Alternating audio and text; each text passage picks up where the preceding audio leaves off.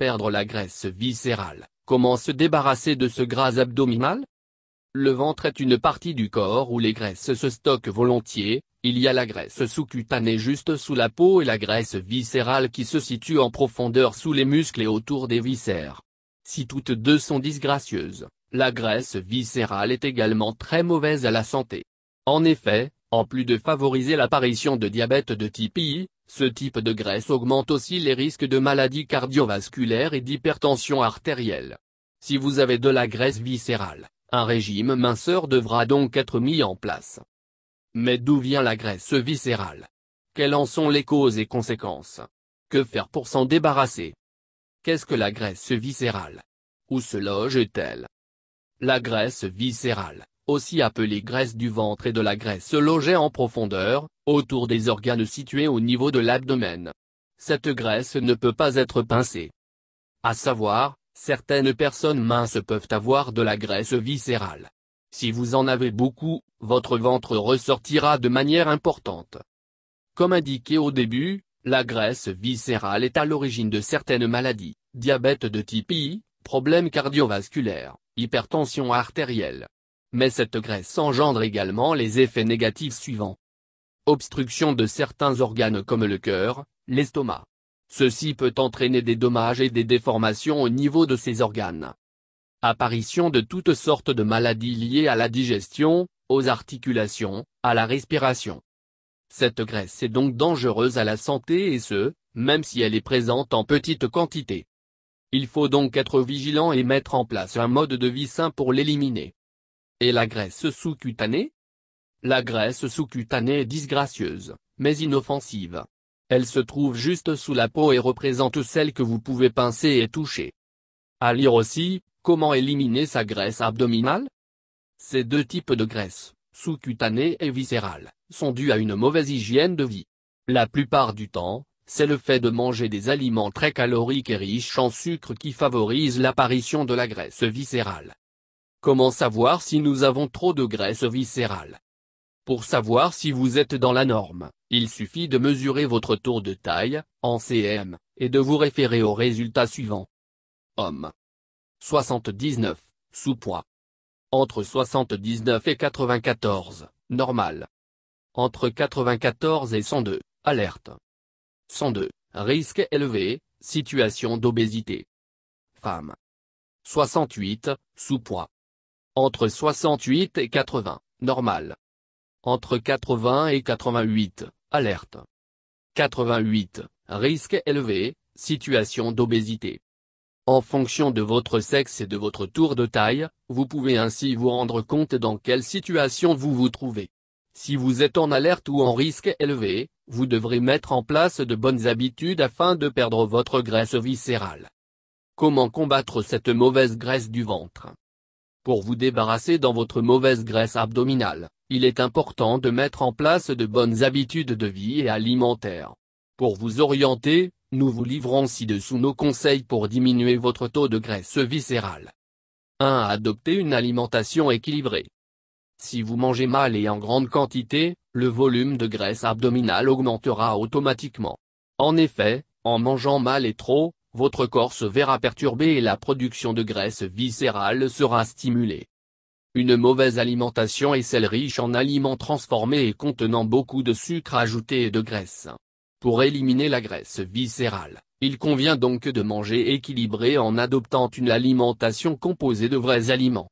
Il est également important de consommer des bonnes graisses, des sucres lents et des fibres. Les graisses saturées, charcuterie, viennoiserie, plats préparés, et les sucres ajoutés doivent quant à eux être laissés de côté. À savoir, les sucres ajoutés ne renferment ni minéraux ni vitamines. En consommer en grande quantité est aussi synonyme de prise de poids.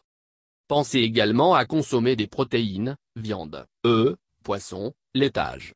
Ces dernières limitent la sensation de faim et diminuent les pics d'insuline. L'insuline est considérée comme l'hormone de stockage des graisses. Plus votre taux d'insuline sera élevé, plus votre corps stockera de la graisse viscérale.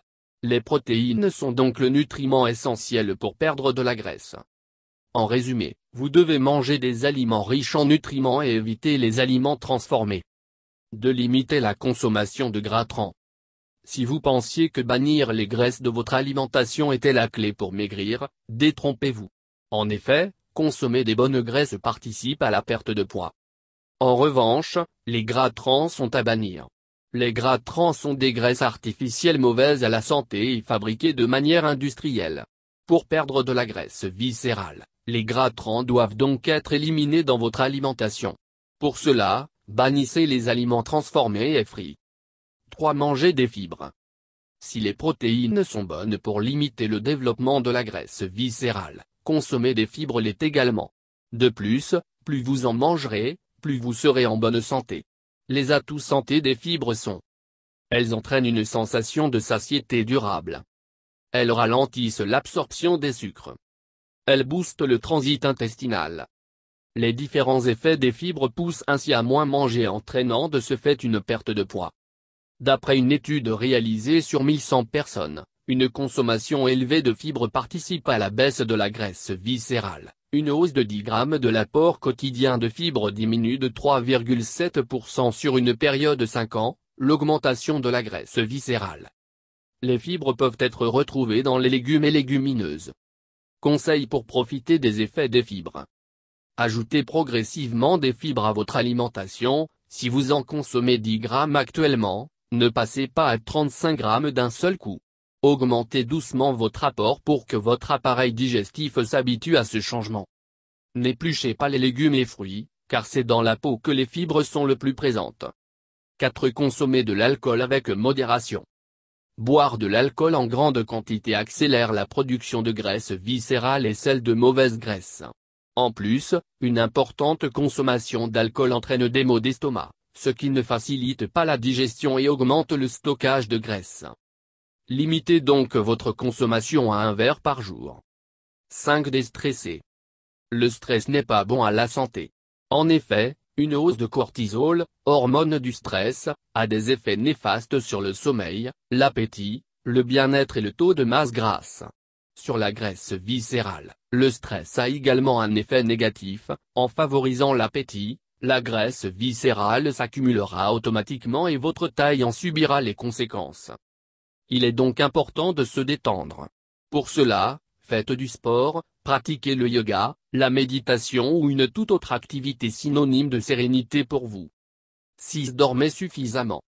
Le manque de sommeil est une autre source de l'accumulation de graisse viscérale dans le corps. Les raisons? Un sommeil déréglé entraîne un état de stress provoquant lui-même la formation de graisse. Il est donc essentiel de bien dormir, 7-8 heures sont une bonne moyenne. En plus, le sommeil empêche la hausse du taux de cortisol. Pour vous aider à mieux dormir, pensez à utiliser des huiles essentielles relaxantes avant de dormir. Éviter la caféine. Vous détendre. Prendre un bain chaud. Dormir dans une pièce fraîche et sombre. 7. Faites du sport. Ne pas faire d'activité physique régulièrement peut également entraîner une hausse de la graisse viscérale. Pensez donc à bouger, faire du vélo, marcher pour aller à tel endroit, et à mettre votre corps en action. Et si vous ne savez pas quel sport pratiquer, en voici 10 pour raffermir votre ventre.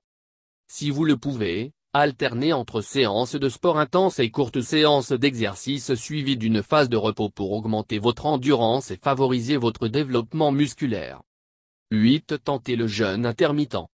Le jeûne intermittent est une pratique qui consiste à jeûner sur une période plus ou moins longue. En adoptant cette méthode, vous consommerez moins de calories et perdrez donc du poids. 9. Essayez le régime pauvre en glucides. Ce type de régime est efficace pour perdre de la graisse viscérale. Ainsi, le régime low carb ou cétogène diminue l'apport en glucides et se base sur la consommation de bonnes graisses. Avec ce programme minceur, le corps entre dans un état de cétose, une période durant laquelle l'organisme trouve son énergie dans les graisses. Résultat, vous brûlez des graisses. 10. Buvez beaucoup d'eau. Boire de l'eau régulièrement dans la journée aide le corps à éliminer les déchets et toxines.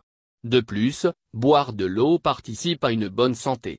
Pour bien vous hydrater durant la journée, pensez à emmener une bouteille d'eau avec vous si vous sortez. Boire un peu plus de 2 litres par jour. Préférez l'eau en bouteille à celle du robinet. Si vous souffrez de graisse viscérale, Vous avez désormais toutes les clés en main pour vous en débarrasser. L'éliminer demande des efforts spécifiques, mais en les mettant en place, vous parviendrez à perdre cette graisse abdominale, mauvaise pour la ligne et la santé. Et si vous cherchez à maigrir du ventre, voici nos recettes de tisane.